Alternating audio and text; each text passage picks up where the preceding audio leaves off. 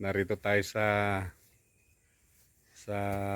Kalabaw ni Mr. Duminsel uli ngayong September 11, proclamation ng martial law.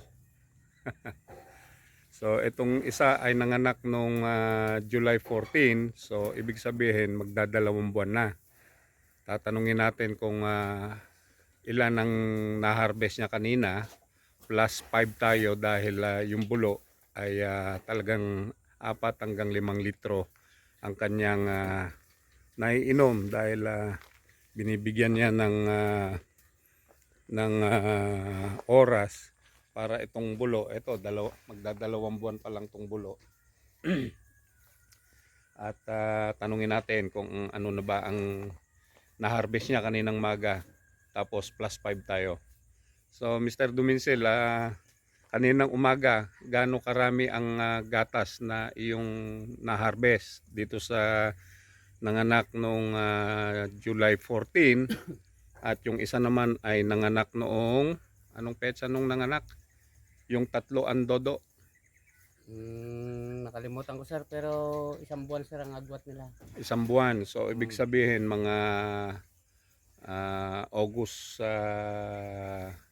August 10 11 yata o or 7. 11. Gaano ba karami itong na-harvest dito sa Kalabaw mo na ito? Kanginang maga sir, nakawalo ako. Eksaktong nakawalo. Ngayong hapon naman ay nakaapat. So 12. Sir. 12 plus 5. So ibig sabihin nakaka-17 na siya ngayon, magdadalawang buwan. Sir. Ay yung isa naman, yung tatlo ang dodo, nakailan sa kaninang maga? 4.5 sir. 4.5. Sir. Ngayong hapon 4.2. 4.2. So 4.5, 4.2, 8.7. 8.7. O yun. So mag-iisang buwan pa lang siya na ginagatasan pero nakaka 8.7 yung tatlo ang dodo. Yung isa naman ay 12 plus 5, 17. So kuha niya na, lalo na pagka sa 3 buwan siguro baka maka-18 na yan uli. Kagaya nung performance niya nung nakarang taon. Ewan ko lang sir kung baka sakali abutin ulit yung dati. Oo. Yan, pagbutihin mo lang, saan ba nanggagaling itong mga sakati mo na ito?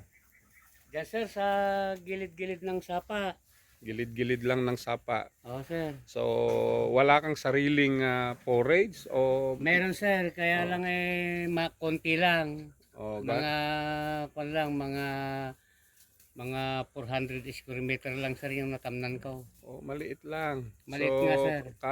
Ang damo mo ay sa gilid-gilid lang dyan sa bukid, ano? Sir. Sa bukid ng alumni at sa bukid ng UBAP. UBAP at saka dyan sa tabi-tabing bukid na hindi nila sinasakate. At saka dito sa tabing sapa ng anong pangalan ng sapa dyan? Sapang Asta. Sapang Asta. Sapang Asta.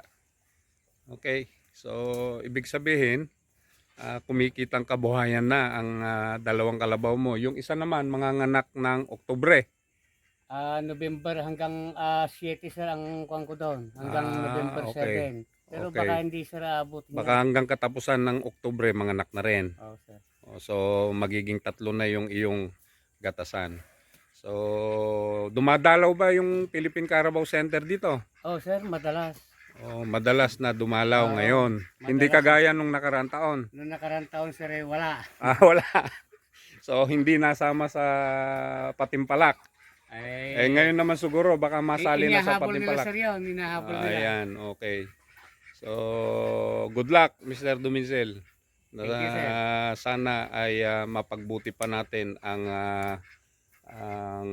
buffalo dairy farming dito sa bayan ng Science City of Muñoz, Nueva Ecija. Magandang araw ng Lunes, September 11, 2023.